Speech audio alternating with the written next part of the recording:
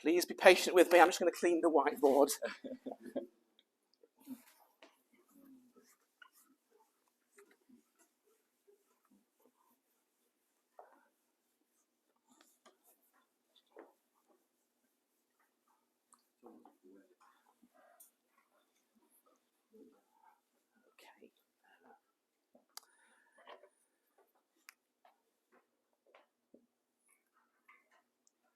I hope you can see this, those at the back. I'm going to make it as visible as I can to you.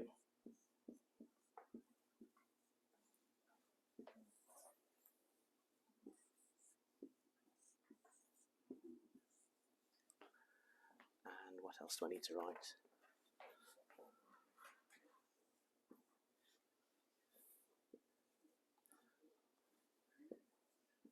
All right, so a bit of background information. In England, the sort of code for driving a car is known as the Highway Code, the book you have to read and understand.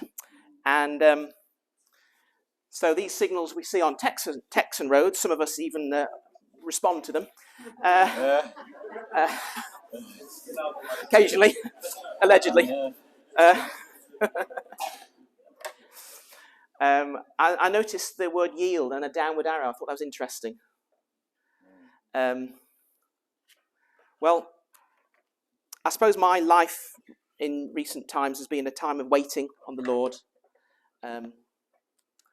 Waiting and not necessarily sure which way I'm to go.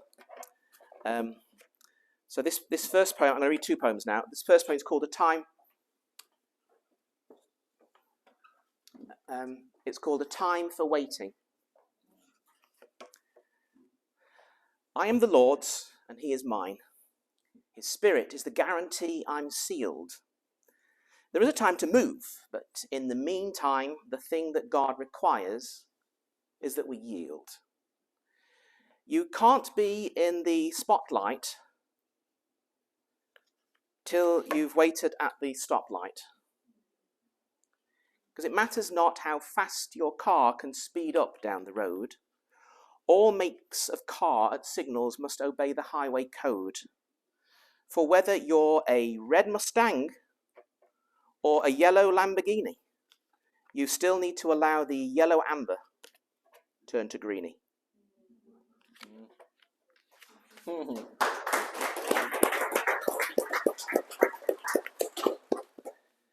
So one of the literary devices I like to play around with in my brain is what's known as Spoonerisms. There was a professor at Oxford University called Dr. Spooner in the 1850s, and he used to swap the initial consonants of words around. And so I like to do that. So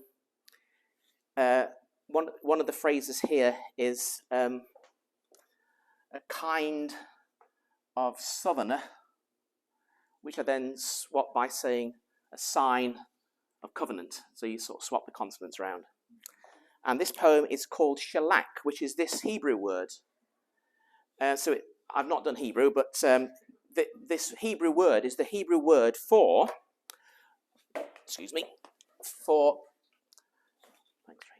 an open-handed gesture or an outstretched arm. Sharon models sharing. She's a special kind of southerner.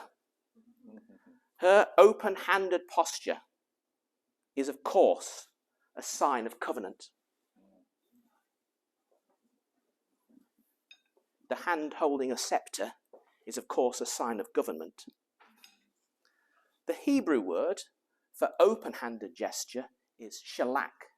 What paradox, as he who tries to grasp will suffer lack.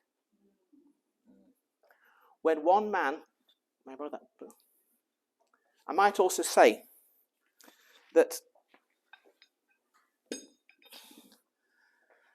the first Adam grasped at the fruit, and as a result, lost dominion of the earth. The second Adam didn't regard equality with God something to be held onto, but he let go. And he spread out his arms. And as a result, he won back the dominion of the earth. And God has exalted him to the highest place and given him the name that is above every name, that at the name of Jesus every knee shall bow in heaven and on earth and under the earth, and every tongue confess that Jesus Christ is Lord. He not only owns all of the time-space continuum, he owns all the dimensions beyond that we know nothing about.